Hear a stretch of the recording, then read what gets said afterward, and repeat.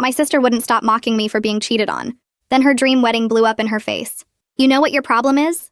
My sister Chloe said while trying on her wedding dress. I think you're just not very smart. You didn't even see the signs.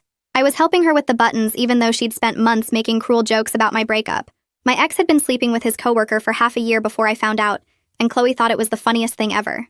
Maybe if you'd been better in bed, he wouldn't have needed to find someone else, she continued while admiring herself in the mirror. I bit my tongue because I was her maid of honor, and Mom would kill me if I ruined her wedding week. Chloe loved telling everyone at her engagement parties about how clueless I was about my cheating boyfriend. She actually thought they were just working late together, she'd announced to her friends while I stood there holding her purse. Can you imagine being that naive at 25?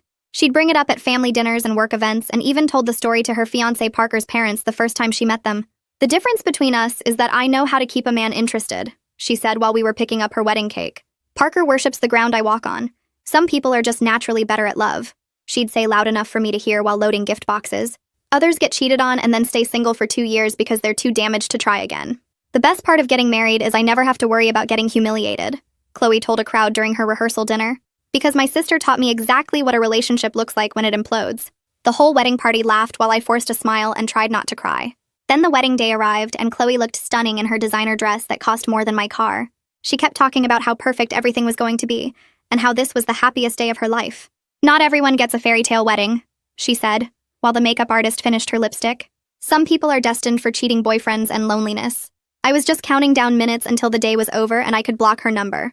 The ceremony started perfectly with Chloe walking down the aisle like a princess, while everyone oohed and awed over how beautiful she looked.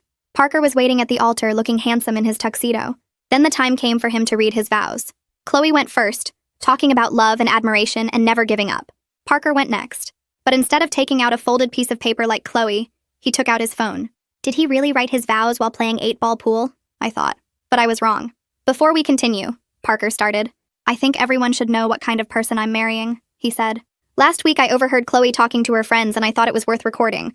Chloe froze as Parker Bluetooth connected his phone to the church sound system. I think our guests deserve to know the real Chloe. She tried to protest, but the recording had already started playing, and Chloe's voice filled the room clear as day. Being honest, Parker is a boring loser, but his family has money. So I'm just going to marry him, then change everything about him after I'm rich, her voice said through the speakers.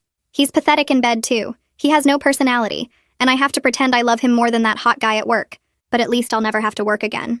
200 wedding guests sat in stunned silence as the recording continued. I could never actually love someone that ugly. Chloe was screaming for Parker to turn it off, but he let the whole thing play.